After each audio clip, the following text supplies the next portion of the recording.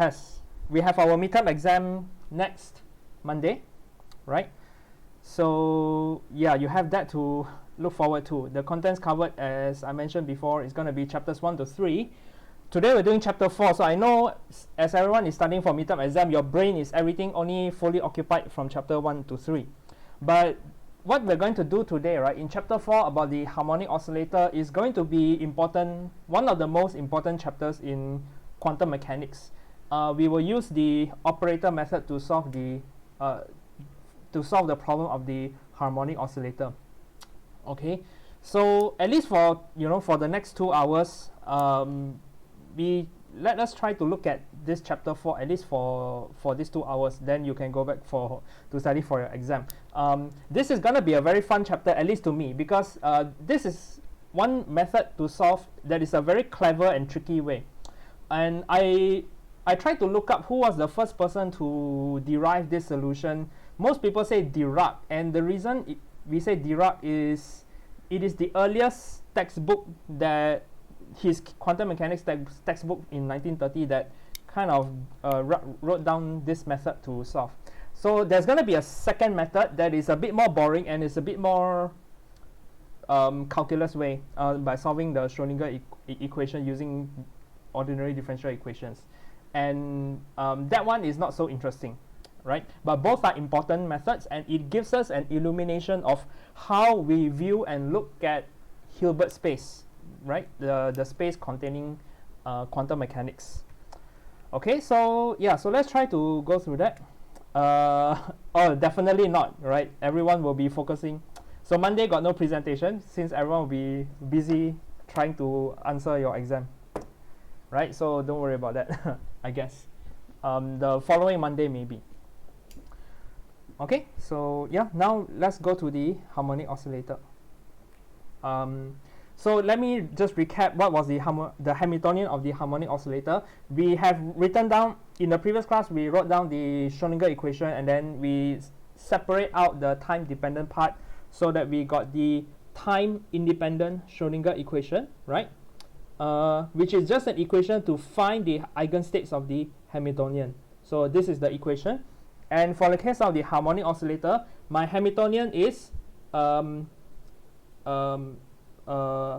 P squared over 2m, right? This is the kinetic energy, and then plus the potential energy, which is half kx squared. So kx squared m omega squared x squared, right? So these are the operator acting on the state, and I want to find what are the state that gives me the eigenstate with the eigenvalue E. So if I'm able to solve this equation, I would be able to find the energy levels of the harmonic oscillator problem. So what we did was, well, this one, as you can see, is going to be a bit difficult because this is p squared, this is x squared. So how are we supposed to find the eigenstates or even the eigenvalues? So what I did at the end of the previous class was to introduce dimensionless variables, right? So this is to simplify the notation a little bit. Let us write E is equals to h bar omega, and then the curly E. So this, and then the big P square, I just say that this is m h bar omega, and the little p hat square. So p hat is just to remind us that this is still an operator, it's not a number, right? It's going to be an operator acting on states. And the big X square, I shall rescale this to be h over m omega, a little x hat square. So these are my dimensionless variables. And then if I express in terms of these dimensionless variables, the equation will be a bit easier to look at, right? It's just this equals to curly E times psi. So we kind of like reduce this to just take away the constants, but we still need to solve this equation. Okay, so we're going to do that today. In fact, we're going to spend the whole of today's class trying to find the energy levels and the eigenstates of this. Okay, but you will see it's gonna be, at least to me, I keep saying, because I find this very clever and very satisfying to just, this is like a complicated equation, but we kind of like, the way to solve it is almost indirect but direct at the same time. You'll see what I mean. Firstly, we have little x and little p hat. So it will be convenient later to work out the commutator in these new variables. So the commutator Am I recording? Yes?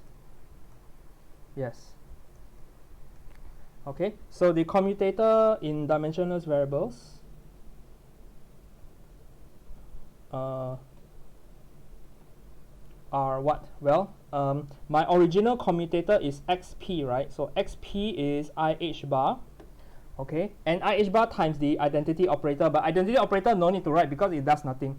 But now I express this in little x. So big X is just this thing, so it's just square root over m omega, and then the square root, right? Little x, and then the p is the square root of this, so it's m h bar omega square root p hat, and then since they are commutators, right, I can factorize this out.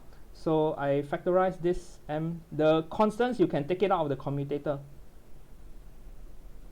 Okay, so I got x hat and then p hat, and this is equal to IH bar. So you realize that m omega will cancel.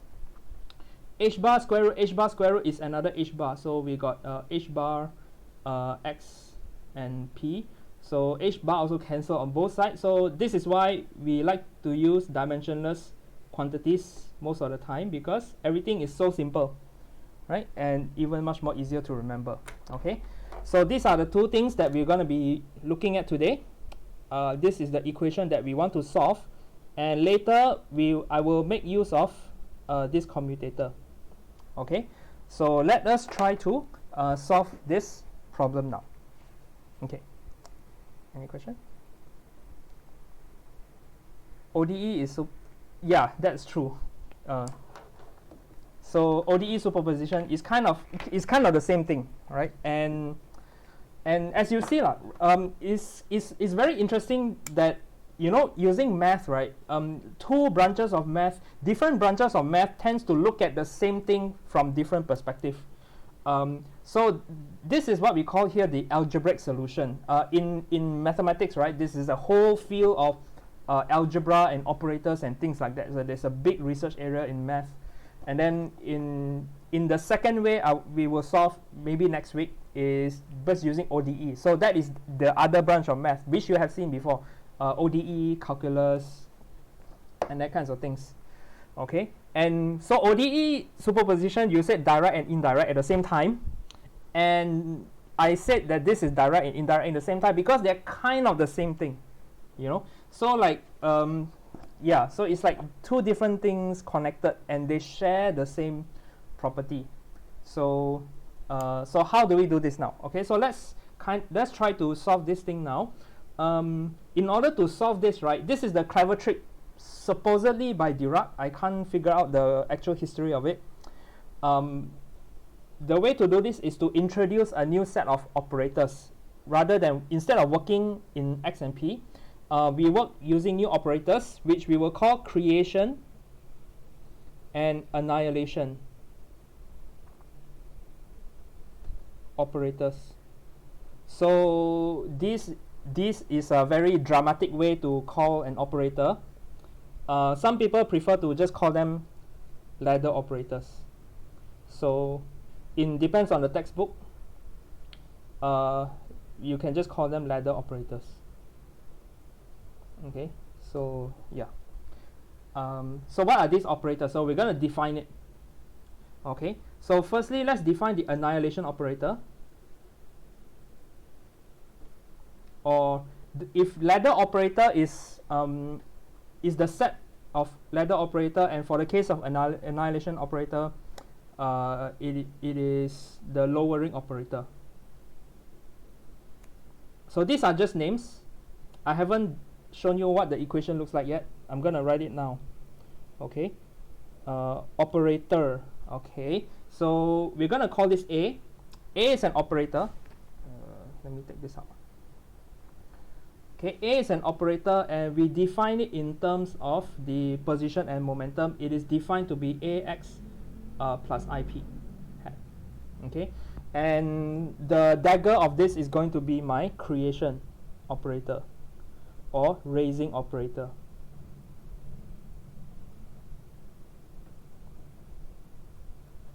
Okay, so why do we give it these names? We will see later when we solve the Schrodinger equation.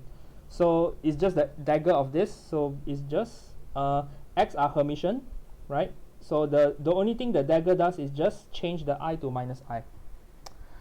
And the third thing to introduce is what we call the number operator.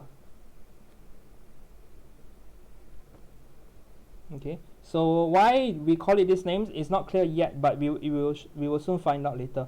But the number operator is simply a dagger times a. Okay, so this is the number operator. So now we have 3 new operators, but these are related to the original position and momentum operator. But every time in algebra or in quantum mechanics, when we have new operators, the important thing to understand the operator is to understand its commutator. So let's try to work out its commutators. Okay, so what is the commutator between a and a dagger? Well, is pretty easy. Let us substitute in the definition. A was x plus ip, right? 1 over root 2 x plus ip, and then commute with a dagger, which is just x minus ip. Okay, I don't know if you're used to manipulating commutator yet, so I'll just show as many steps as I can. Basically, the scalar factors, you can take it out of a commutator, and then you just have x plus ip, x minus ip. Okay, so no problem there. And the commutator, we can expand the commutator, because x plus ip, we can write this as x minus ip, and then plus I p commutator with x minus ip hat, right? So I hope you know why we can do this, because a plus b, you can split it out in the commutator. They are linear. And then I can also split the last two as well. This first one is x commute with x, and then the minus I, you can take it out. Basically, it just becomes x with p. And then this one, it becomes I commute with ip commute with x, and then I times the negative I can take it out of the bracket, and it's just p commute with p. Okay, so I'm just working out, just expand everything, and then commutator with itself, whether it's the front or back, they are the same, so it doesn't make a difference. So xx minus xx is going to be 0. Same story here, pp going to be 0. And then this is x and p and x. We worked out x and p just now, but this p and x, right, I'm going to flip it. So they are both the same. So basically, I got I x with p, and then another I x with p. Right? So minus I is just 2I over 2 x with p. So the 2 cancel, and then x with p was what just now? Is just another I. So we just got I here. So I times minus I, you just get the positive 1. In other words, the answer is just 1. Or actually the identity operator. Because all these are operator, right? These are equations for operators. Okay, so A with a dagger is 1. Therefore, the other case, a dagger with a is just negative, right? You just flip this equation. Then we got a dagger with a. You just get minus. Okay, so we got the commutator. What else do we need? We got another operator we introduced just now, was the number operator. So what is the number operator? Let us consider n commute with a. What is the commutator between n and a? So n and a, well, n was just defined to be a dagger a, right? So a dagger a, and then this. So how do we expand this? Well, I'm going to use identity, which is a, b, c, right? If these three are operators, the commutator between like this is just a, b, c plus a, c, and then the b at the back. Okay, so I'm going to use this identity so that it just becomes a commute a, and then plus the first one with the third one, the middle one, you put it at the back. Okay, so a commute with a is gone. A dagger a was what? This is minus 1. So that means n minus 1 times a, right? So there's an a here. So n commute with a, a commutator is just negative a. Okay, and then you how about n with a dagger? It's gonna be the same method, so I don't want to waste time by a similar method. Okay, if you do this, if you work it out right using the identity, you will get plus a dagger. So n commute with a, you just get negative a again. N commute with a dagger, you get a dagger with a positive sign. Okay, so these are the commutators of my new operators. So let me just collect everything in a nice way. So summary of our results.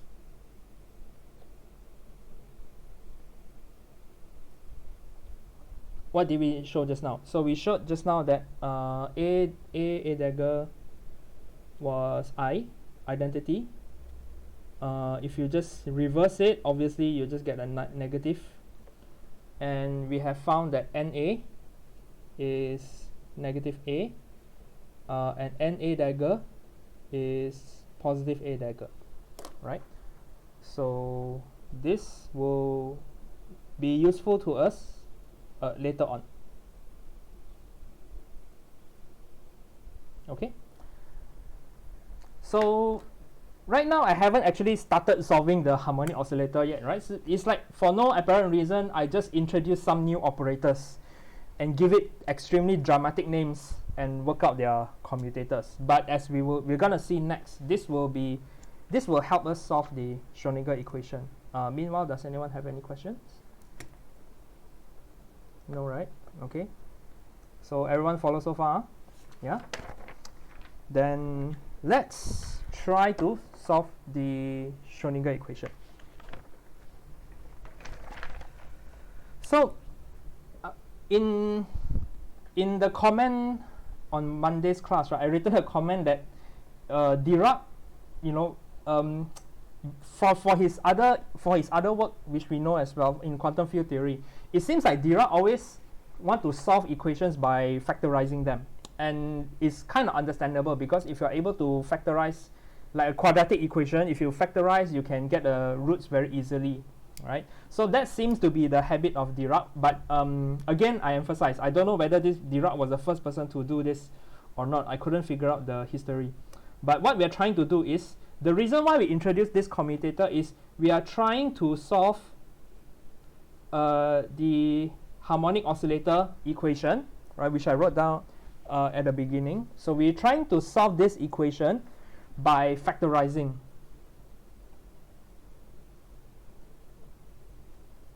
The Hamiltonian. So the equation that we want to solve was x squared plus p squared acting on a state. Then we get some eigenvalue. We got this, right? So why do we want to do this is because when we look at these things, right, or at least when Dirac look at equations like this, something square plus something square. So something square plus something square, we can factorize it. It becomes a minus ib and a plus I beta, you know. So can we do something similar? Because if it's a quadratic equation, if we can factorize it, you know, we'll see later, if we are able to do that, it will make things easier to handle, right? So this is why this was defined like the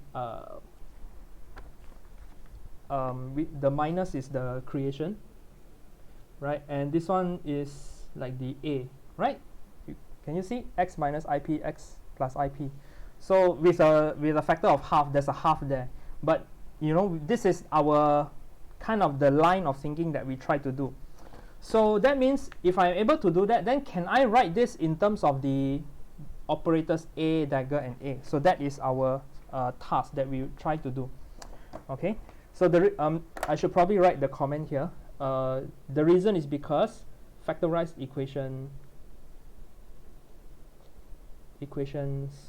are easier to handle for many reasons, for many deep mathematical reasons, but which we can't really appreciate yet, but we'll see later how. Okay, so what we're trying to do is we will try to express our time independent Schrödinger equation in terms of new operators.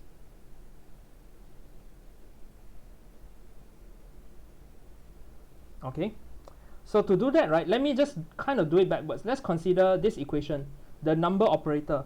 So the number operator was A dagger A, right? So the A dagger A is almost like this times this, right? It's like this times this. So let me write everything out. It is just 1 over root 2 x, the dagger is the minus IP, and then I got 1 over root 2 x plus IP, right?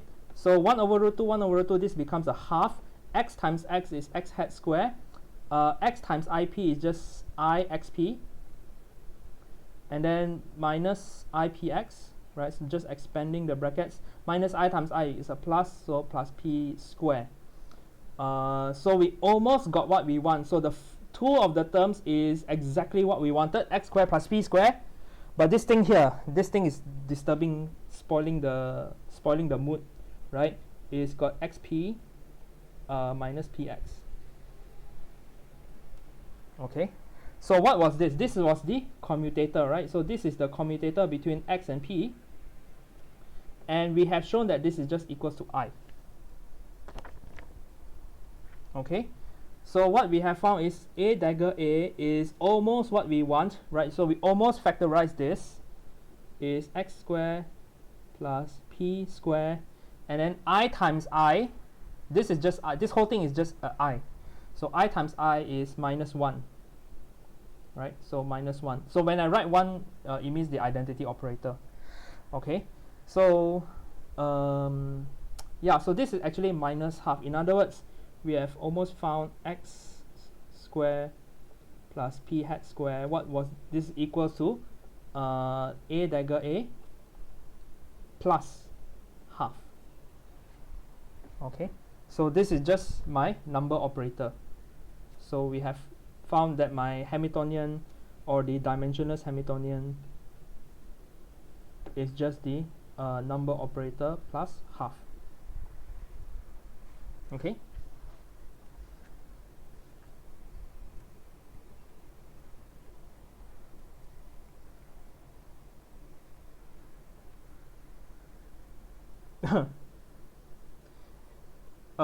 Actually, they won't hit you, right? Your teacher will praise you because in secondary school you already use advanced complex number, so it will be like super impressive.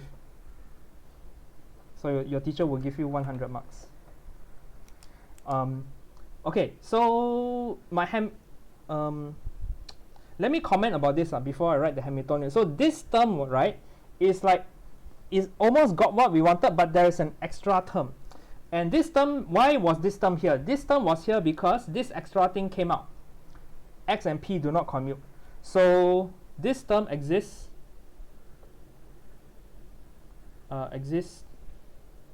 because position and momentum do not commute.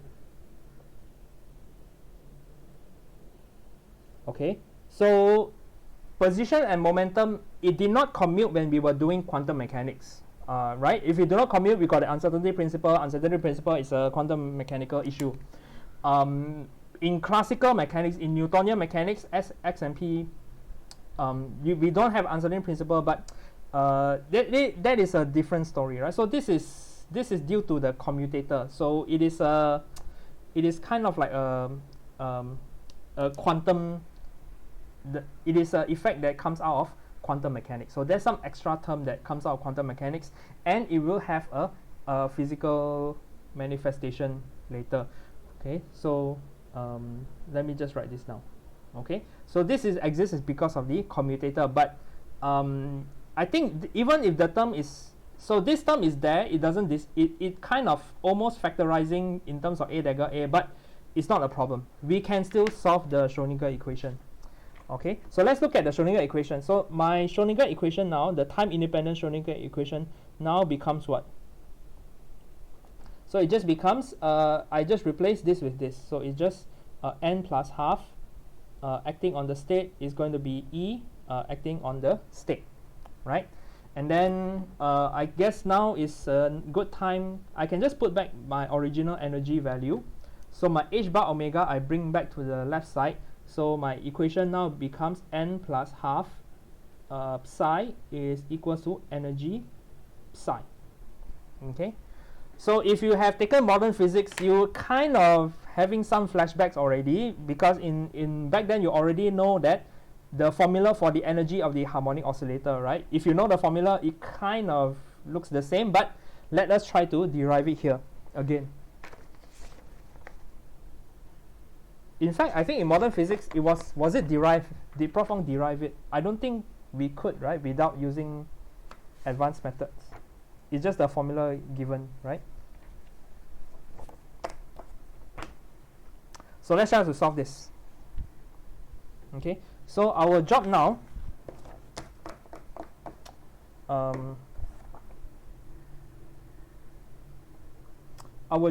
is to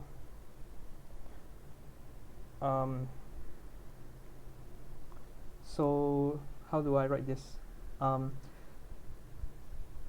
What we're going to do next, hang on, let me adjust the brightness first, let it run. What we're going to do next is we are going to solve this equation, and we will do this by just finding the eigenstates of n, because if I can find the eigenstates of n, then it's going to be the same eigenstate of this, and we can solve the whole equation straight away. Okay, so in other words, eigenstates of n, if I can find it, it is going to be the eigenstates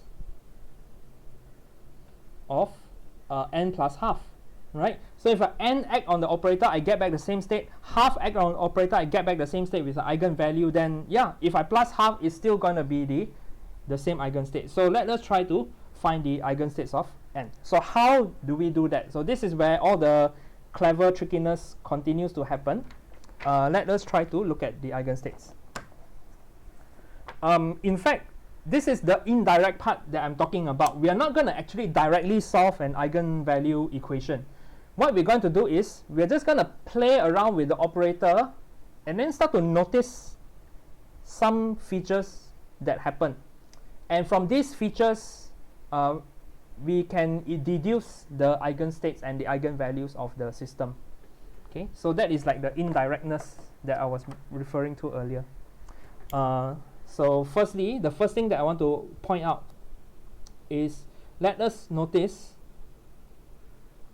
that n is a Hermitian operator.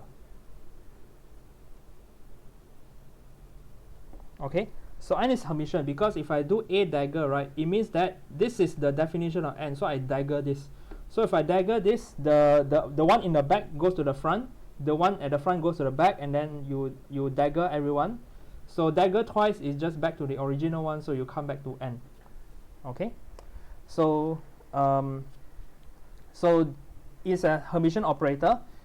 Therefore, what do we know about Hermitian operators? Their eigenvalues are going to be real numbers.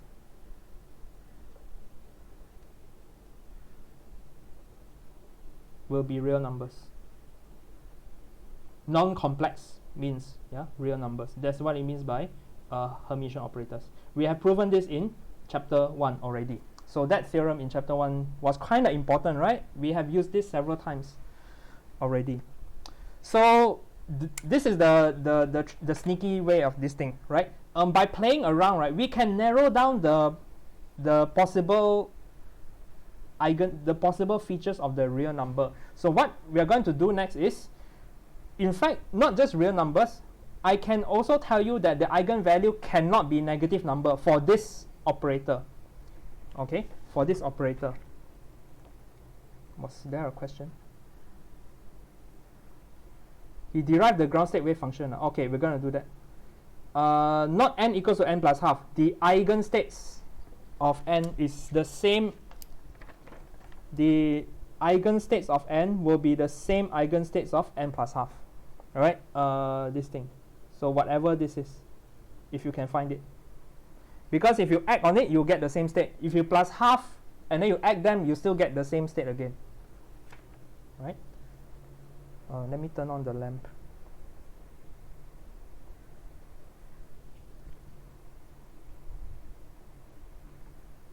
Okay, you get what I mean, right? The eigenstate, yeah.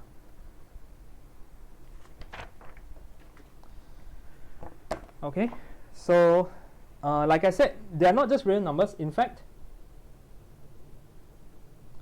we show that it cannot be negative. That eigenvalues of n n big N cannot be negative.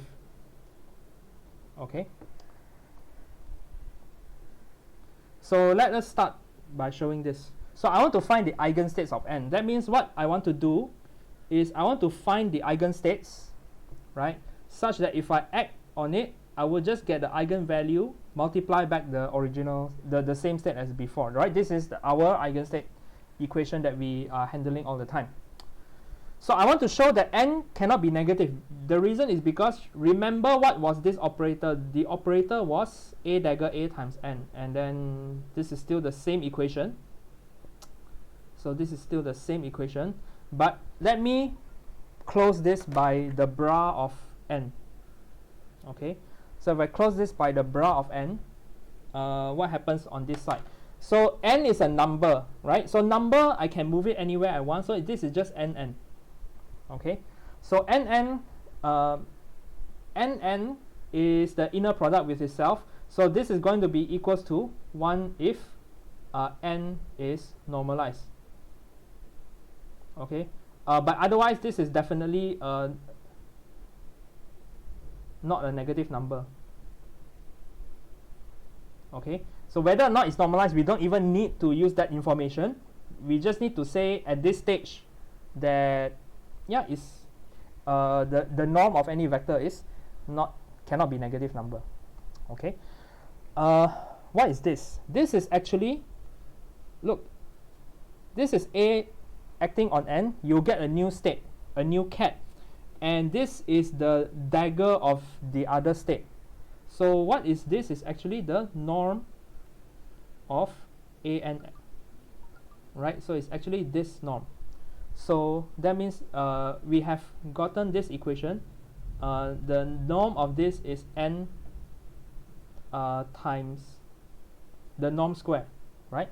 The norm square of this is nn. So both of these cannot be cannot be negative numbers.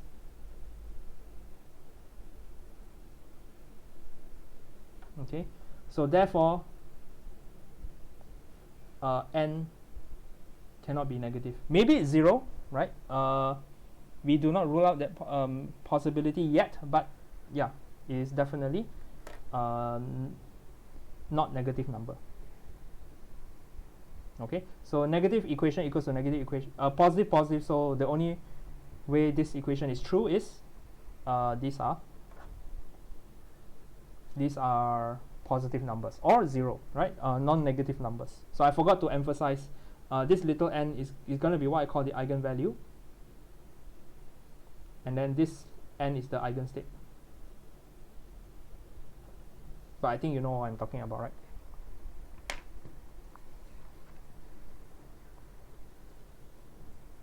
Oh yeah, you're asking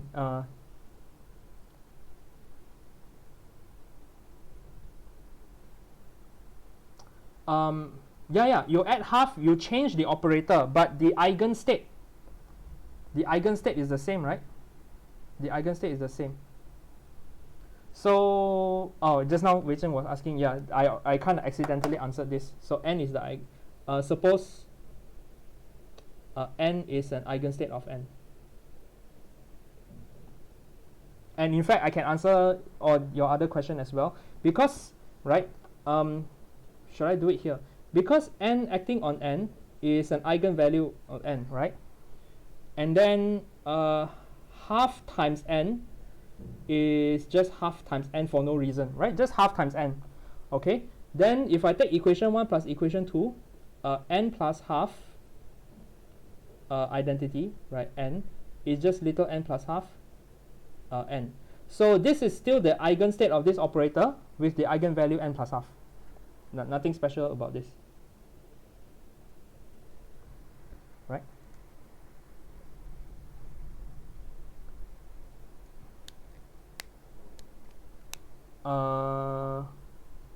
what is AA dagger? Are you talking about commutator? Which was commutator?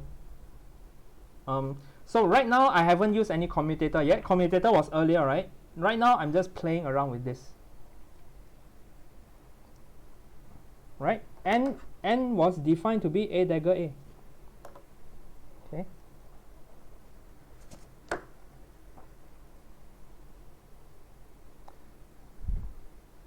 So by playing around with this equation, hopefully we convince ourselves that the eigenvalues of n, we haven't found it yet. We are trying to find this. But whatever this eigenvalue is, whatever the eigenvalue of this operator is, it is, we know it's not going to be a negative number. So that is my first result. So I'm just going to call this result A. Okay.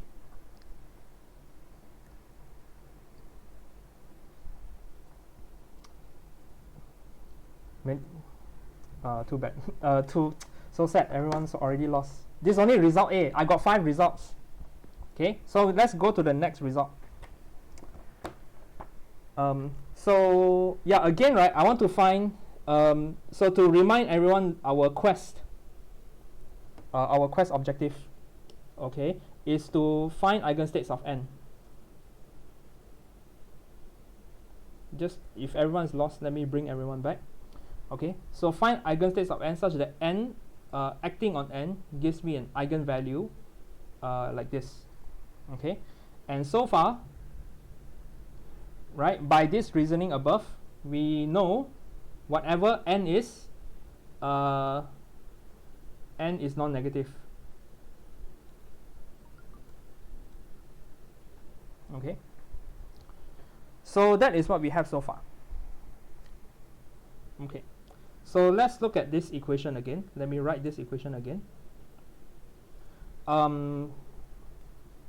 Just now you were asking what is n, right?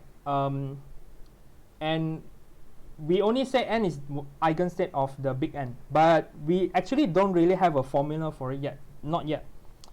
But what we do know is n is non-negative, so n greater than equals to 0. So let me consider what if n is equal to 0, exactly equals to 0. In the case n equals to 0, then if I sub in, what is going to happen? So n acting on 0 is going to be 0 times the state, whatever this state is for n0. Then 0 times 0 is just a 0 state, right? And what is n acting on 0? N, the definition of n is A dagger A acting on 0 is equals to the 0 state. So so from here we conclude that, well, A dagger is x plus IP is definitely not a 0 operator, right? But then we conclude that A0 is going to be 0. So we don't know the formula for the eigenstates n yet, but if I plug in n equals to 0, I know that A acting on the 0 state, it will disappear, the whole thing gone. This is also why we call this the annihilation operator. In English, annihilation means destruction, right? So if the A acting on this, it will destroy everything and it's gone. So this is a 0 state. A 0 state is going to be our ground state of the harmonic oscillator. And this is my second result, result B. Okay.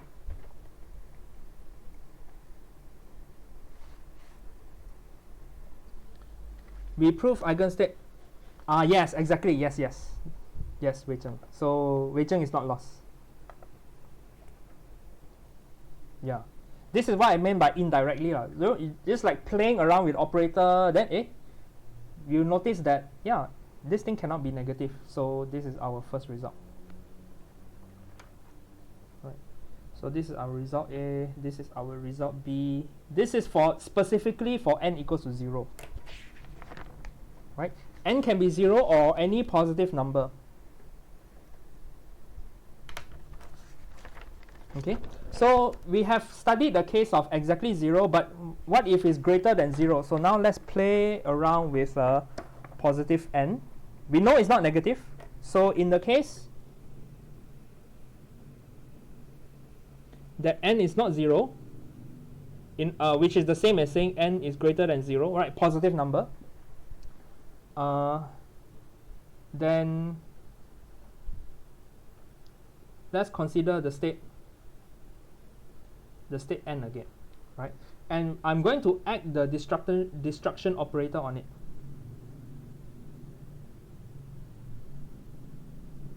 Okay, so if I take the operator a, and if I add this on the n, if it's 0, I've shown you that it's 0, it's gone. But if it's higher than 0, what's going to happen? So what's going to happen is, well, I don't know what this is yet, but whatever this is, right? So if you are thinking like in matrix language, a matrix times a column vector, it will just give you a new column vector. Operator acting on a ket, it will just give you a new ket, a new state. So it's a new ket. So let's call this ket phi for the moment. And I want to tell you that this new state is still an eigenstate of the big N, right? So it is still, I will show you why, of N, okay? Because, or like in math, it will be like theorem and then proof. So because why?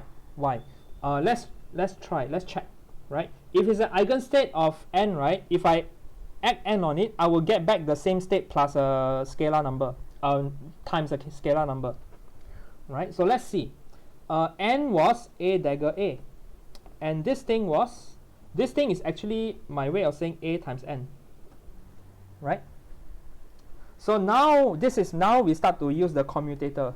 Okay, so this a dagger a. Just now, right, I have shown that the commutator between a dagger a was -1, +1 or -1. This is why I copy this now. A dagger a was -1. So minus the identity, which means that a dagger a minus a dagger is the identity. Then a dagger a is actually a dagger minus identity, right? So I can use this to substitute inside. So let me substitute this inside. So that, what do I get now?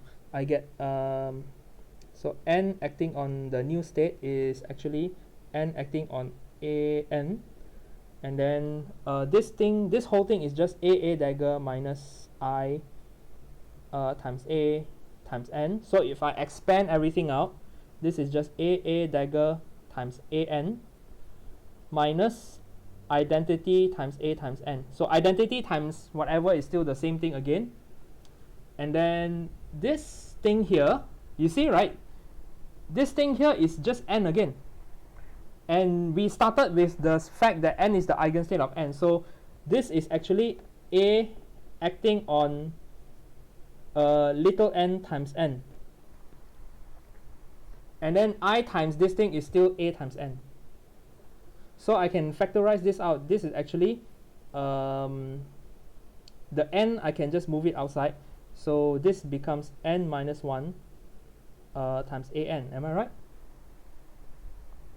So n times a times ket n is this thing. So it is an eigenstate, right? So n acting on this, I get back this thing again.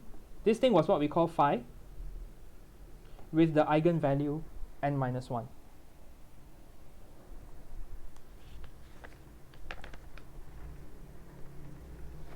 Okay, so this is my eigenvalue. So in other words, let me summarize what we have so far. If I know whatever this is, right, if there exists an eigenstate, then this equation is satisfied.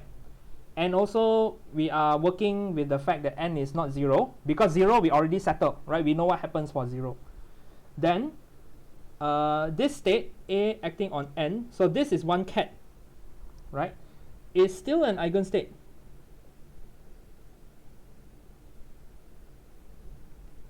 Of my number operator n. with eigenvalue. So if this was eigenvalue n, then if you do this, the eigenvalue becomes n minus 1.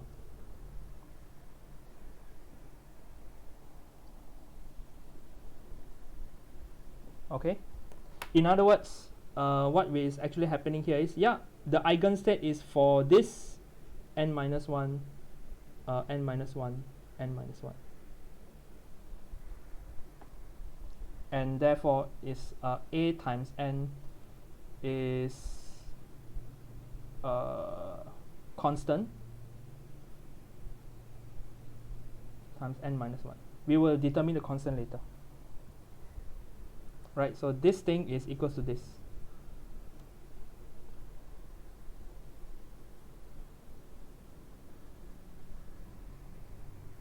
Well, yeah, I mean this side is the redundant.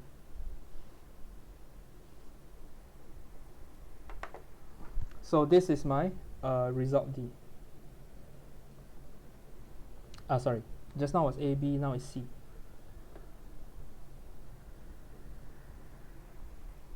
Pretty amazing, right?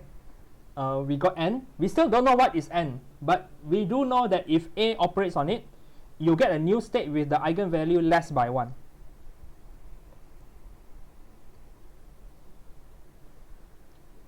Right? It's pretty magic, right? Yeah.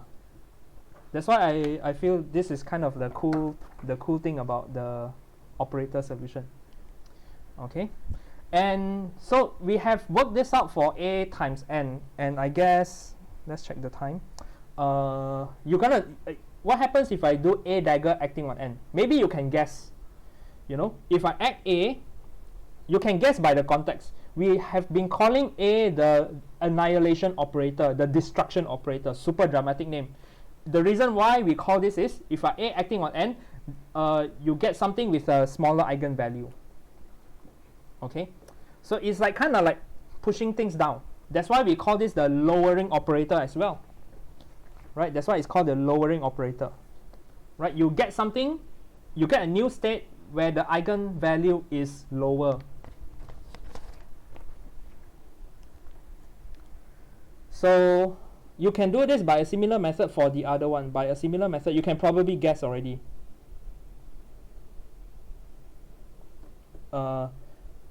What happens if I take A dagger acting on n? Right? This is the destruction, the annihilation, the lowering operator. This is the creation operator, the raising operator. So, yeah, you can guess, right? It is still an eigenstate. You can prove this, but it's the same method, so I don't think I need to go through everything again.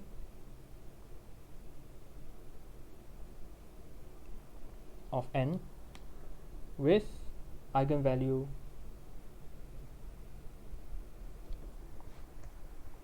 you can guess, right? What is the physical use of this operator? Yeah, we'll talk about this soon. Well, the physical use is to solve the harmonic oscillator, right? Which is a physics problem. Is that what you mean? But in any case, this is result D. But in another sense, this is not a physical, this is abstract thinking, right? This is just happens, what happens if you take the equation with A, multiply with an equation with n, and then you get a new equation. And so it's like, it's not happening in real time, okay? But it is going to be a useful concept. And towards the end, I will talk about particle physics, where the closest thing to physical use and the closest thing of why people call this the creation operator is that you are creating particles from vacuum using this operator. So that is like quantum field theory, which is not what we are doing yet, but it is still using creation and annihilation operator, which is again why this chapter is important, because you're gonna use it again in the future. Okay.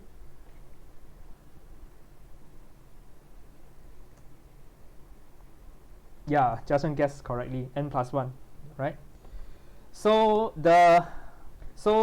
we still don't even know what is n yet. We still don't even know what is the eigenvalue n. We are just like slowly deducing, like a detective solving a murder. We are getting clues, right? We're getting little clues little by analyzing this. The clues that we got is, we don't know what n is yet, but we know it's real number, n is Hermitian. We know it's not a negative number. We know that if it's 0, the 0 eigenstate, if you add a on it, you just disappear, the whole thing is gone. Okay, and if n is positive, then acting a on it, you will just produce a different eigenstate with this eigenvalue compared, which is lower than the previous. And then if you do this now, reacting this, you get the eigenvalue n higher. So without even knowing n, right, we know the effects surrounding it, right? And whatever this n is n minus 1. Whatever this n is n plus 1, right? So this is like detective solving a case, you know. Like, we don't really know who is the murderer yet. We don't know who is n, the little n. We don't know who it is yet, but we know we have been gathering clues, like what this murderer has been doing, you know, and before and after, and all these kind of things, right? But we still haven't finished yet. We still need to figure out, well, what other clues can we get. The next clue is the n here is an integer. So let me show you why.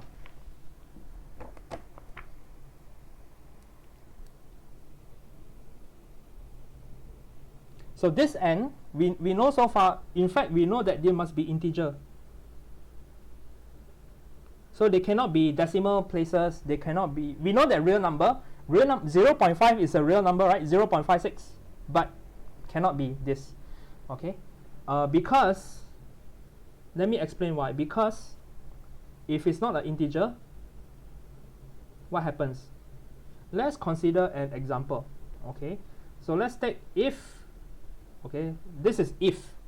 The fancy math language is, I'm going to prove this by contradiction, basically, but it's like a very fancy way. But what we're doing is, okay, what happens if this is true?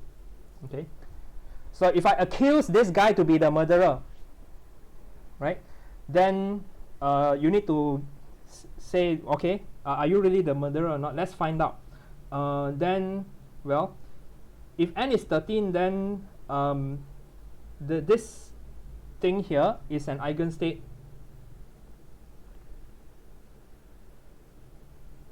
of n with eigenvalue 1/3, right? So we are saying this is 1/3. Okay, so n acting on 1/3 is 1/3, 1/3. Okay, so is this really the murderer, or is this the true eigenvalue? Cannot be. There is an alibi. This suspect has an alibi. So because the alibi is result C. Okay. By result C, just now we were saying that whatever this n is, A is a lowering operator. So if I add A on it, the eigenvalue reduced by 1. So if this is true, then A acting on 1/3 is still an eigenstate with what? With eigenvalue less by 1, right? So what is the eigenvalue? The eigenvalue must be less by 1, but this thing minus 1 is 2/3. Negative number. So we rule out this suspect. Cannot. There's an alibi, right? It does not match up with the other evidence. So this is what was the first result, right? Result A says eigenvalues cannot be negative.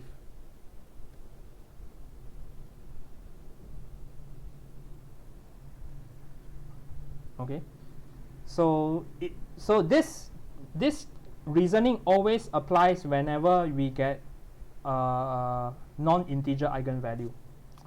Okay, so that means therefore we have n, how to say, with n not integer cannot exist,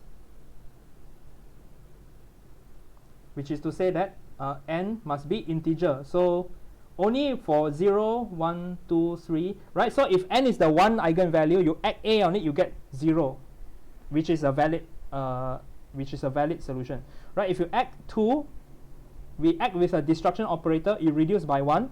You add again with the destruction operator, you get 0. Fine, right? 3 also, you add the destruction operator 3 times, you get 0. But anything that is not integer, like 1.15, right? If you add it twice, you get negative 0.15. Cannot, right? So 3.5, if you add it, you're going to get negative 0.5. So anything that is not integer cannot satisfy our conditions. So this is my result E. Okay. And then it turns out that, yeah, as long as any integer from 0 all the way until infinity is satisfied. So we have actually already found this. We have narrowed down until specific numbers, 0, 1, 2, 3. We have found the eigenvalues of n already. We have identified the suspect, right?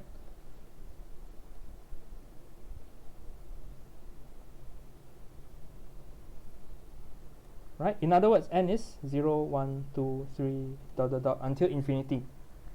Right? So basically, these are integers of positive numbers. So I don't know why there's such a nice analogy with finding a murder suspect, but it seems to be the case here.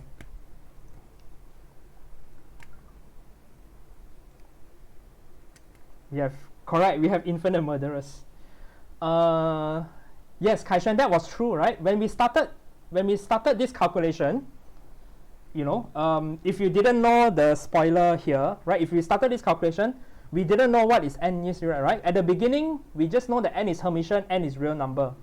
And then I gave the result A, which says that, okay, is narrowed down to a positive number. And then we find out the effects of A, right? We find out the surrounding of this. And then after that, we finally deduce, now we know what is n now. They are just integers, 0, 1, 2, 3, until infinity. So infinitely many murderers. Okay, so that's pretty interesting, right? So in another way to answer, yeah, you haven't learned, but this is right now we are learning it now, right? In real time, we are solving the case in real time to get to identify the integers as the eigenvalues. So what? I think now should be a good time to take a break, right? Yeah. So we have only found the eigenvalues, the little n, which is very good already. We can already write down the energy levels of the harmonic oscillator. But let's take a 10 minutes break first, because we still need to find the eigenstates, right? So you guys said Prof. Ong did the ground state. We're going to do this here, but using our new bra-ket language that we have learned in this course. So let's take a 10 minutes break. Stop the recording here.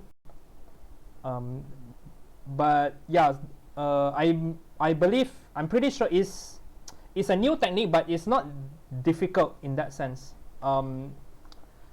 So it's not difficult. It looks scary because it's the first time, but it's not difficult. So after you've seen it, then yeah, it's gonna be no problem, you know. So that is I would say the main difference between this and the first year course, because in first year course, right, like when we did things like Newtonian mechanics, the concepts are easy to understand, FMA, blah blah blah, yeah, but then when you see the exam question, the tutorial question, wow, they can give you all sorts of problems, and then you need to come up with a lot of sneaky tricks by yourself to solve the problem, right? But here is kind of like the opposite, but it's a good way for students. It's good news for students, because the sneaky way is, yeah, we're learning it for the first time, and then that's it. So if you understand, then you're done already, you know. So that is, in that sense, quantum mechanics is easier. It's easier in other things, but it's difficult in other things, right? In the same way, Newtonian mechanics is easy in other ways, difficult in different ways. Have I started recording? Okay. Am I sharing screen? No. Hang on.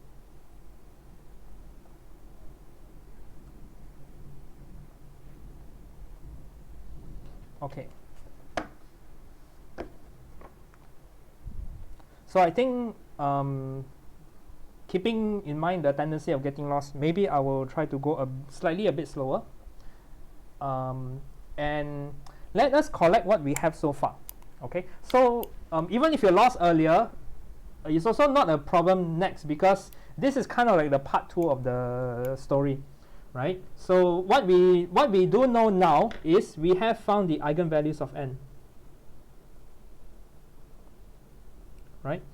The answer was 0, 1, 2, 3, 4, 5, 6, right? So eigenvalues of n are just simple integers. After all the complicated tricks we went through, the eigenvalues are just integers, so it maybe is a bit anticlimactic. The eigenstates of n, this is what we want to talk about next. Of n, right? So it's supposed to be some vector n or some ket n, such that if you act the operator on it, you just get the corresponding eigenvalue. So the eigenvalues could be 0, 1, 2, 3. So that is why we can write the eigenvalue of n as the 0, right? So this is, whatever this is, we actually don't really know yet. We don't know the wave function of this yet. What we do know is the eigenvalue is going to be 0, right? The next eigenstate is this. We don't know what this is yet, but we just know that the eigenvalue is going to be 1. Eigenvalue is 2. Eigenvalue is 3. And so on and so forth, right? So it could be any arbitrary n minus 1, and then arbitrary n plus 1. It could be anything, like I said, as long as they're integer, right? And it's infinite many of them. What we have figured out by the previous result was that our annihilation operator, right? So just now, what did our result C say? The annihilation operator, if this is an eigenstate, and if I act A on it, it will give me the eigenstate with the eigenvalue less by 1, right? So if I act A on this one, it will be this. So you do the same thing for everyone. So if 3, right, if I act A on it, I will get number 2. If I operate A on number 2, I will get number 1. If I operate A on this, I will get 0. And result B says that if I act A on this, if I act A on the 0 state, I will get 0. Right? That was what we have shown back in this equation over here. Right? So A acting on 0, you get nothing. Destruction operator. Right? So that was what we got over here. Okay, so I guess if you're lost, this is like the big picture, right? And the proofs and the reasoning and the convincing was in the previous pages that we just did. So that was the property of the lowering operator. So now you see why we call this the lowering operator or the annihilation operator. Then the A dagger was the raising operator or the creation operator. So from 0 state, if you act A on it, you will get the eigenstate with eigenvalue higher by 1, right? So any state you act A dagger, you get an eigenvalue higher by 1. So this one higher by 1, this one eigenvalue 1 becomes 2, this one becomes 3, and so on and so forth. Okay, so that is what the operators A and A dagger does. And in fact, n is defined to be A dagger times A.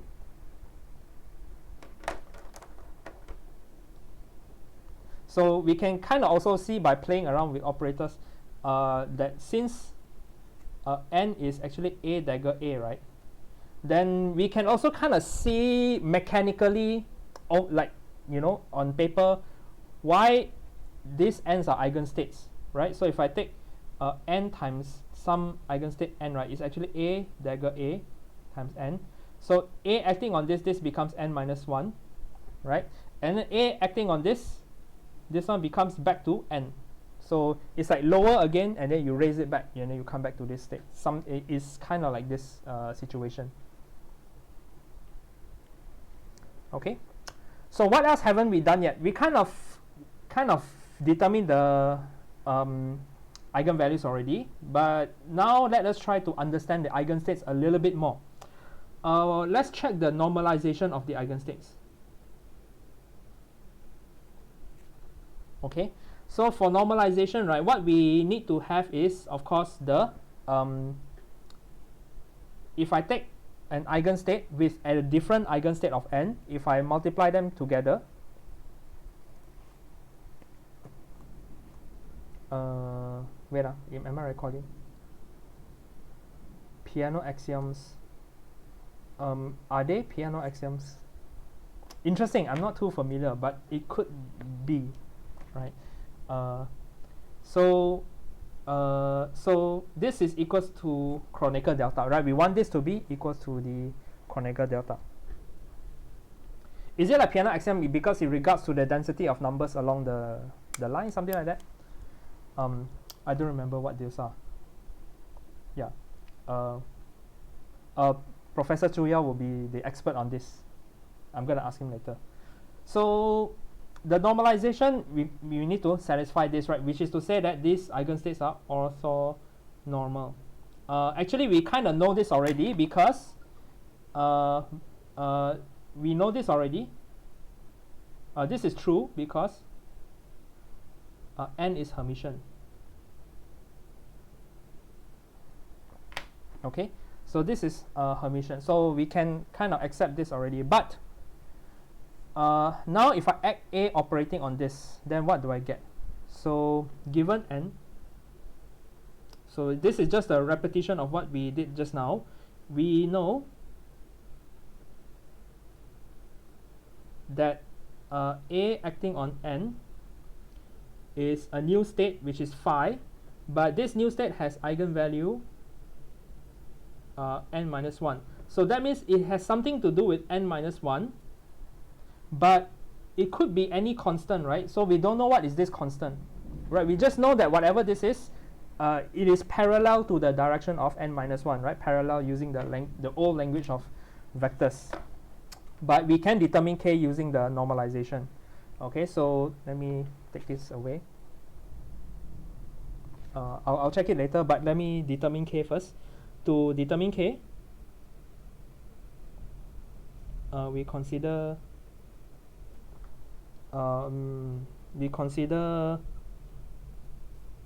yeah, so we consider A acting on n is k n minus 1. Okay, then we keep this in mind. So let's take the dagger of this. So the dagger of this equation is just, well, the k complex conjugate n minus 1. Now let us take the inner product of these two. So take the bra of this state acting on this state. Then this should be k bar n minus 1 times k n minus 1. But this k are just scalar numbers. So scalar numbers, I'll just move it around. So this n minus 1, n minus 1. Right? So this k bar k is just the absolute value of k squared. And this thing is just n. So this thing is just n means it just means n. And then this means modulus k square. And then this is n minus 1. N minus 1. So this is going to be 1. And then this n operate on this, it will become a little n. Like this. Right? So this is equals to 1. This is equals to 1. So we conclude that the k itself, well, we just let this to be equals to square root n.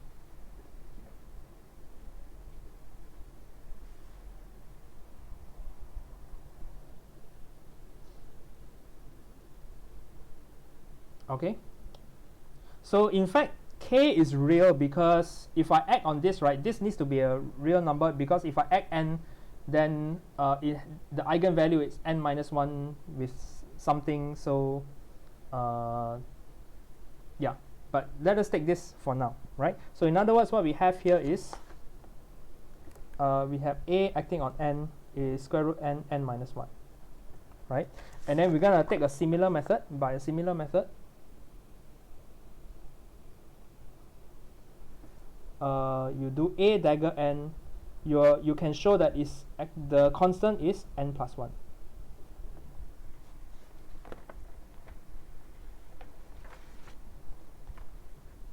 Okay, so we have kind of mostly identified almost everything that we need to know already. We have found the eigenvalues of n, so therefore when we solve, we're going to go back to the harmonic oscillator next. It's just n plus half, so we have found the eigenvalues, and we know how to move between eigenvalues by multiplying appropriately with the annihilation or the creation operators.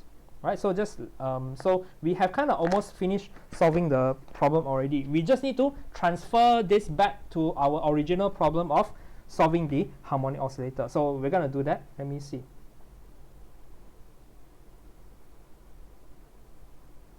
Why this face for Prof. Zhu Yao?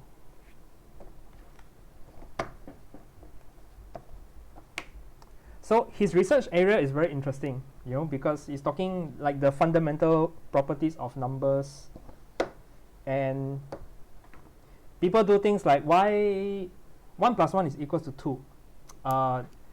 If you really dig in deep to the most fundamental concept, it's actually not an easy thing to prove, and that is what the kind of stuff that he works with, and the Gödel's theorem and things like that.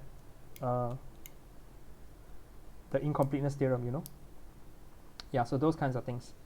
So now let's go back to the harmonic oscillator.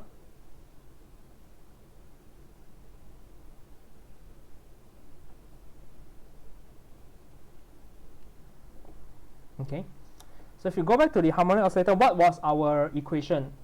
Let me just write the original equation here again, right? So just copy back the original Schrödinger equation. We started with this, right? So we started with this, and then by simplifying the equation a little bit, we got this expression. This is just a simplification by redefining some dimensionless variables. And this part, we have converted this into h bar omega number operator plus half acting on this, right? And then if I E is E over h bar, so I get back my original E, we got this equation, right? So we did this just now, that's why I'm moving a bit fast. So we have found the eigenstates of n. So we have found that the eigenstates of this n are n, right, such that n operating on n is just the integer and then n, and then we have found that the possible integers are the possible n are integers, right? We have identified the infinite number of murderers. So let us plug this in. This will give us the energy values of the harmonic oscillator. So let us substitute whatever this state is. If I put n inside into the equation, time independent Schrödinger equation, then h bar omega number operator plus half n is equals to e times n, right? So just now you're asking, I'm not saying n is equals to n plus half, but I'm saying that we have found the eigenstates of n, then it's just the same eigenstates as n plus half, because if I operate this, right, it will get a little n coming out. So this equation will just become little n plus half n, and then this is equals to En. So now these both sides of the equation are just scalar numbers. So we have found that the energy values, so this line is because Nn is Nn, right? So therefore we have found that the energy values, so E is equals to this. So we have found the energy values of the harmonic oscillator, which is n plus half times h bar omega, right? So that was the result that you have seen in modern physics or in other places, right, when we are discussing harmonic oscillator. So because harmonic oscillator is taught in modern physics, it's taught in chemistry and things like that, and most of the time is you are given this formula. Now we really know where it came from, right? We did the detective work to solve the case and found that the n must be integer, n plus 0, 1, 2, 3. So the energy value itself is that integer plus half times h bar omega. Okay, so that is our solution for the harmonic oscillator. Well, we have found the energies. We have found the spectrum of the harmonic oscillator. So this is the energy levels of the, well, quantum harmonic oscillator.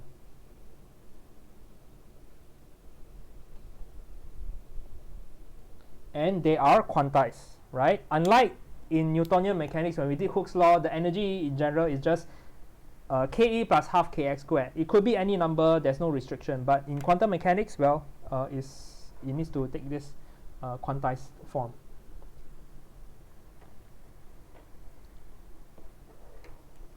Okay, what page is this? What page was this? 6, 7, 8.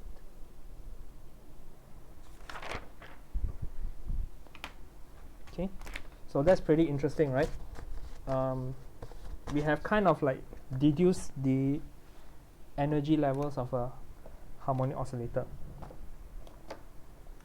But like I said, we don't know what this state is yet. Well, we know, we just call it n, right? And that could be the end of it, but usually in quantum mechanics, people prefer to look at the wave function of a particle, right? We have been finding wave functions of the infinite square well, the delta function. So let's find the wave function for this so that we know what is the probability of the positions of the particle. So that is the next problem that we want to handle, the position wave function.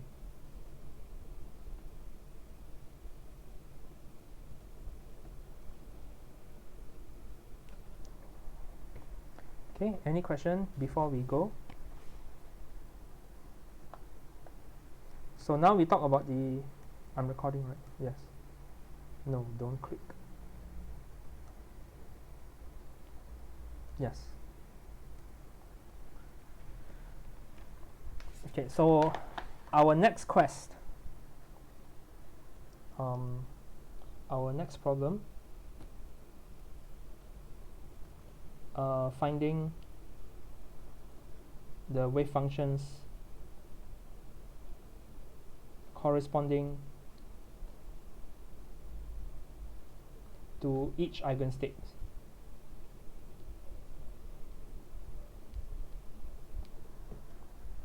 So remember, given a ket in Hilbert space, how did we find the position wave function? What we do is we take x and then we close it with n, right? And then we're going to get a function of x. So I'll just label this as psi n, and this is going to be the function of x. That is our wave function. And just to remind ourselves, the h here is the eigenvalues of the Hamiltonian. So the energy levels corresponds to En. The values of En are n plus half h bar omega. Right? So that was what we learned at the beginning of chapter 2. Now we will apply this to figure out how to get the wave function. So, okay. Why was there a notification? Okay. Yeah, let's get the ground state. So you guys said that you have learned how to get the ground state in modern physics. So I don't know whether this is going to be the same method or not, but let's see, right? So this is what we want to do next. First, the ground state. I want to find the ground state wave function. So the ground state means n equals to 0, which is corresponding to 0, and then my energy level of the ground state is half h bar omega. Okay, so that is another interesting, just a side comment. The lowest energy state, this is the lowest energy, right? The lowest is n0. So the lowest energy is not exactly 0. It's a finite number. Okay, so that is one feature of the harmonic oscillator. In Newton's law, harmonic oscillator, you can have 0 energy, right? Just something in equilibrium that is not moving here. But here it's not 0. Okay, so yeah, so we got this, right? And then what we want to do is, I want to find the ground state wave function. So the ground state wave function, well, we do what we did previously. We expand this in position basis, which is to say that we write it in this form, right? So this is the corresponding wave function and then you sum with the x as the basis, right? So that my psi 0 was what I did just now. Okay, so it's this. So I hope everyone is comfortable with this. Okay, because we have used this a few times before. But what I'm going to do this now is, how do I identify this? This is another sneaky trick. I'm going to use result B. Result B says that if I take the ground state, the 0 state, and if I act on it, what's going to happen? Right? If I take the 0 state, if I act A on it, I get nothing. So this is equals to 0. Okay? Why is that useful to us? Well, this A, if you remember, our original definition was plus or minus. I keep forgetting. X, so x plus IP, right? This is how we define our original wave function, our original annihilation operator. And this 0-ket, I'll just substitute this expression inside. So this is just integral from, it's from minus infinity to infinity, but I'm lazy to write, so I'll leave it blank. But you know, it implies from minus infinity to infinity, and then this thing is equal to 0. Okay, so we have this so far. And what was the little x hat? So the little x hat also was what we have defined out of convenience, right? So the little x is actually big X times a bunch of constants. So all this stuff, this is actually small x is the square root of this times big X, right? So the square root of m omega h bar times big X, right? And then there's an I. There's an I times p hat. So how do we define p? If I move this over, little p is 1 over the square root of this big P. So this is I over the square root of m h bar omega. And then I got the big P. Okay, and this is an operator acting on the x psi 0 x 0. Okay, so to continue next, we shall simplify this equation a little bit. So let me clean this up. Let me move the h bar outside. So I got 1 over 2 h bar outside. Okay, and then what did I move? What should I move? I moved the 1 over m omega square root outside as well. So what is left inside is h bar moved outside already. So this one, it becomes a square. So this is m omega square x plus ip, right? Acting on psi x equals to 0. So if I move the constants out, the right hand side is 0, so actually it will not be important. But let me move this inside. Okay, so I got 2m h bar omega, and then this thing operating inside. Hang on a minute, I move out 2 copies of this, so there's no more square root. Right, so if I move this out, then yeah, the square root should not be there. Okay, so x times the eigens x, so these are eigensets of x, right? So if I move this, then this becomes a little x, and then plus ip. So remember what is the definition of the p operator? The p operator was h bar over I derivative, right? So this p operator becomes h bar over I derivative. So all this is acting on the function psi x equals to 0. Okay, so I want this whole thing, this equation to be 0. So this just means that the integrand must be 0. So we conclude that m omega x, so the constant outside doesn't matter, plus h bar d dx psi x is equal to 0. So I will move the h bar down, and then I times the psi here, and then this is plus, even though I write partial derivative, but this x is independent of time, so it only depends on one variable, so might as well d psi dx over here. Okay, then we got the this is now a differential equation for psi, which is m omega x over h bar psi. Okay, so now this is an ODE, right? And we just need to solve this ODE to determine the this psi, right? So let me write this out. So solve the ODE, solve this ODE to determine psi. So how to solve this ODE, right? There are many ways, but I guess one way is to just separation of variables. Okay, and then the dx, I move it there. So I got m omega over h bar. These are constants, and then I got x dx. Right? So integrate both sides to get your answer. On the left is the logarithm psi. On the right is integrate x, you get x squared half. So it's m omega x squared half, and then there's a h bar, and then plus a constant. So to psi itself is the exponential of this solution. So we have found the psi of x. Exponential of constant is another constant which I'll just call a, and then we got e to the power of m omega x squared over 2h bar. Okay, so it is a Gaussian function. The ground state solution is a Gaussian. Okay, so we have found this already. So this is the wave function for the ground state of the harmonic oscillator. The energy is half h bar omega. The state 0 has this position wave function.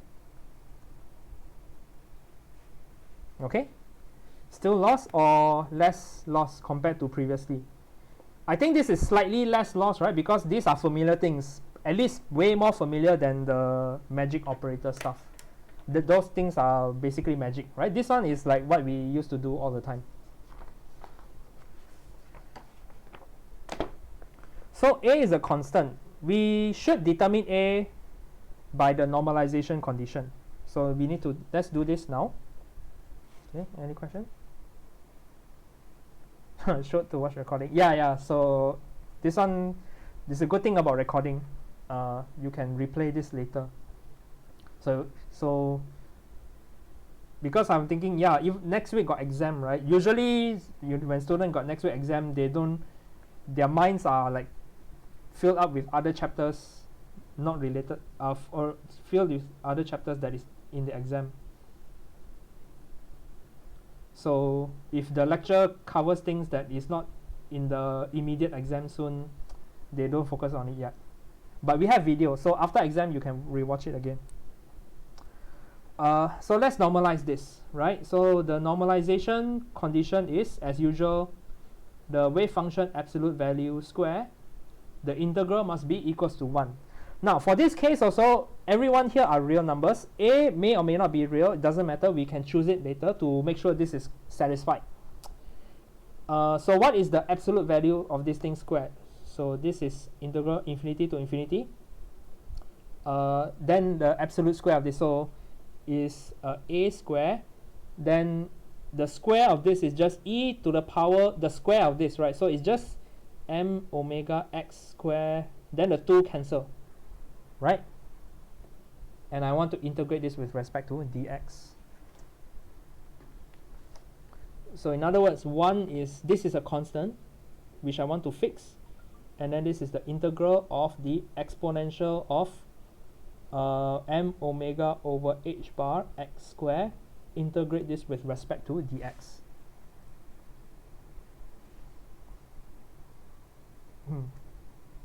Okay.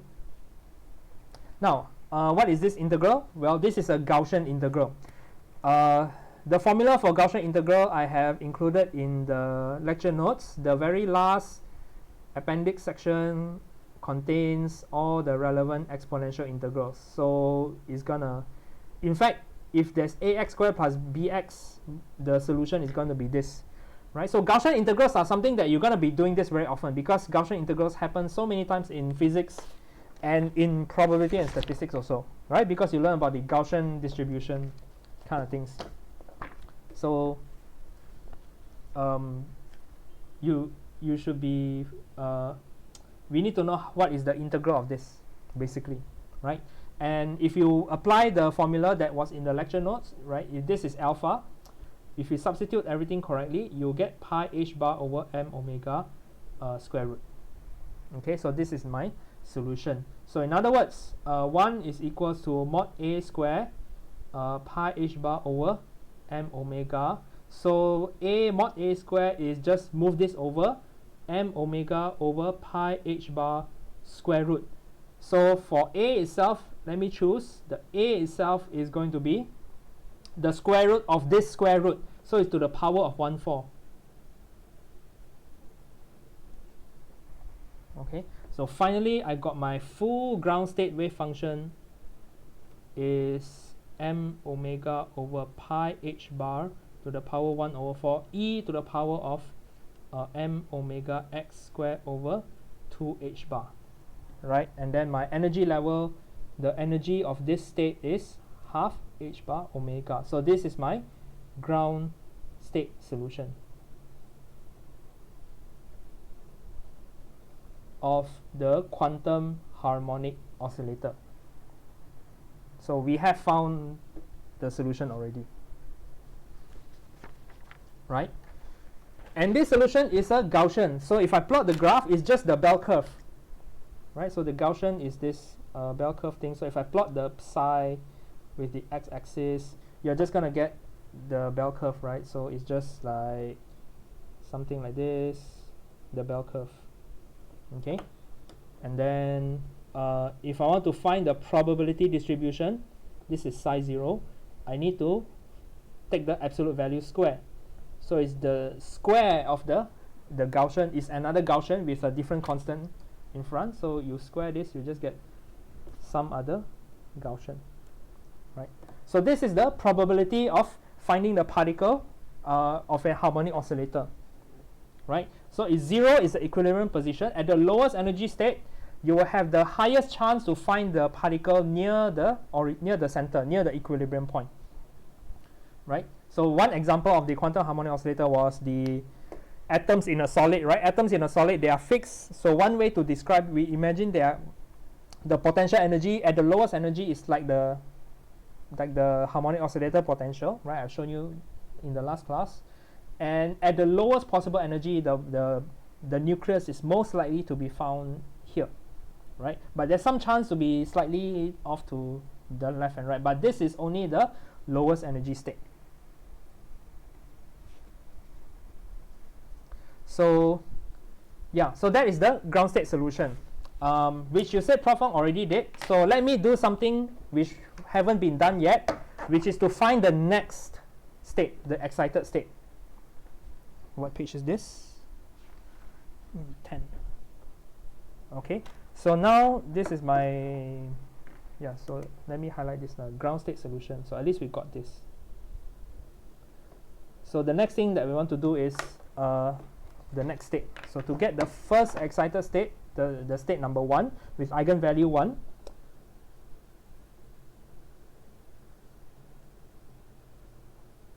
okay. So how do we do this?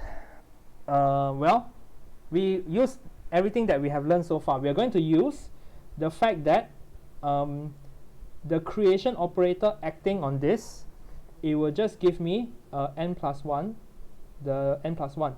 So when n is equals to 0, if I do the creation operator on the 0 state, I just get 0 plus 1 is 1, and then I get the 1 state, right? So that means 1 state is just the A creation operator acting on 0, right? So let us start with this. So 1 is just A creation acting on 0. And we have found 0 already, right? And we do know A. So A, the dagger just now was the plus, right? So it's just A minus IP hat, right? And then this 0 state was, if I expand this, we have found this function already, right? This function, we got this earlier. Okay, so let's put in everything that we know. Okay, so what was my big X? So my big X was, if I put everything back, my big X was m omega over h bar square root big X. And then I, the little p is just 1 over square root m h bar omega times the original p that we always had. And then the integral with respect to dx, the ground state wave function was m omega over pi h bar 1/4, and then the Gaussian, and then the x, right? So let's operate this inside. Well, firstly, let me take out some common factors. Let me take out m h bar omega. So I got 2m h bar omega. So if I take this out already, this will become m omega x minus ip, right? So dx, and then this is m omega over pi h bar 1/4, then this is m omega x squared over 2h bar, right? So if I add this into the state, this is a constant, just take it out. So constant, just move it aside. And then acting on this state, well, x acting on x, it will just give me the eigenvalue little x.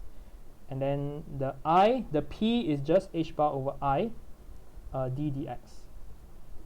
And then I'm supposed to operate this on m omega x squared over 2h bar x over here. So this is my state number 1. So 1 over 2m h bar omega m omega over pi h bar 1/4, and then let's work this out. Okay, so this is integral with respect to dx, and then this is m omega x, and then minus, there's a h bar, right? There's a h bar, and then I'm differentiating the exponential. So there's an h bar. If I differentiate the exponential, this thing will come down. So I got m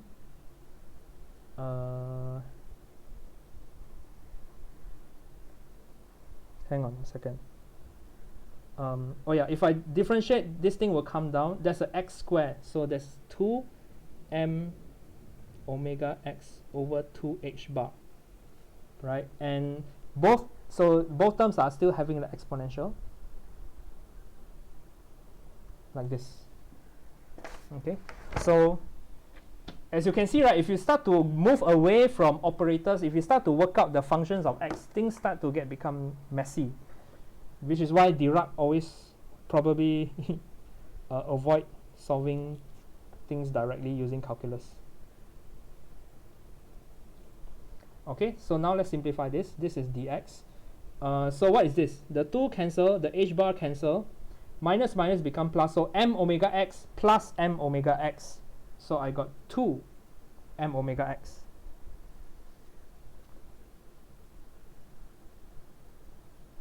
M omega x, and then e to the power of m omega x squared over 2h bar. Okay. Let me check whether it's correct.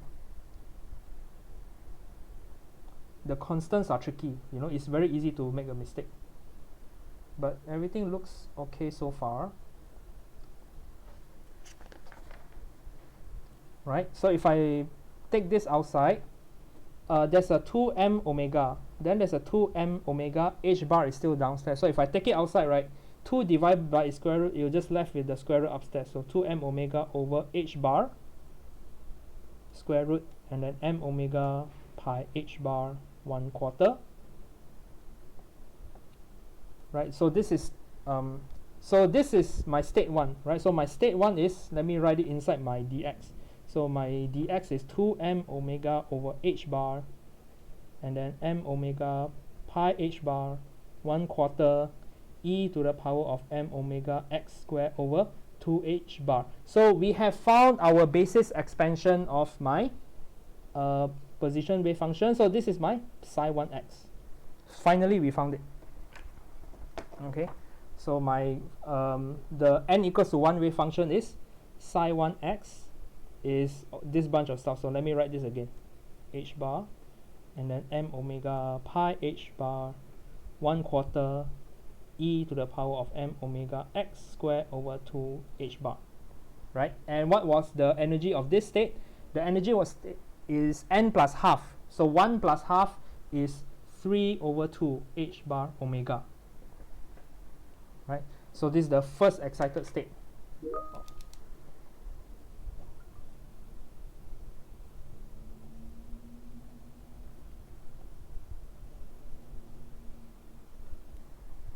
Okay.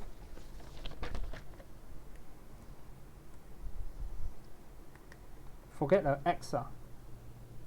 Oh yeah, the x is important. You're right. Thanks. This is, yeah, good. I forgot this x, right? Yeah, this x is kept here, and is here. It should be here. Correct. So this x is important. Otherwise, you just end up to be the same state as just now. So this x makes all the difference, because if you plot the wave function, yeah, so you're not lost. That's good. Then you can help me this thing, because when you do this, right, the constants start to you need to remember a lot, keep track of a lot of stuff. But finally we got this. So what is this graph? Well, when x is negative, my function is negative, and then there's an exponential. But when x goes far away, this term will tend to 0. So the function is roughly is going to look like this. It's not going to be accurate, but it's going to be like this, right? But then when x is 0, right, the whole thing is 0. So it will cross 0, and then something like this. Okay? So if this is the function itself, but always remember the probability distribution is the absolute square, right? So it's the absolute square. So if you plot the absolute square, is the square of this. So roughly speaking, is something like this. So it's asymptotic to 0. So this is the first excited state of the quantum harmonic oscillator.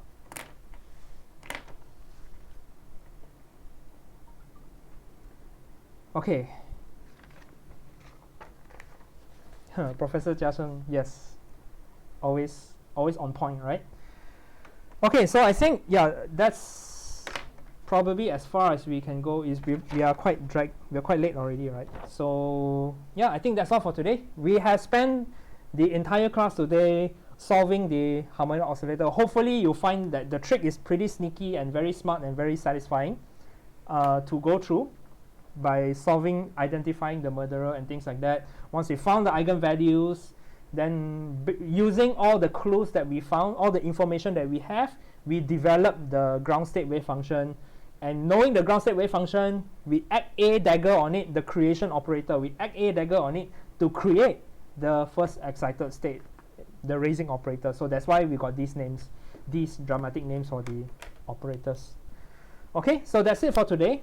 So the next thing is going to be the exam next Monday. So good luck for the exam. Hope everyone is well prepared. Only chapters 1 to 3. Any question, as usual, just let me know on Teams. Besides that, yeah, then that's all for today, I guess. Remember, for the exam, still continue to log into the online Teams as usual, because the announcement, anything, I can find you guys there. All right. So if any problem, we can communicate on Teams. Yeah, that's it. So that's all for today. See you in the exam next week, next Monday. Next Monday, 9 a.m. Okay. So remember to wake up.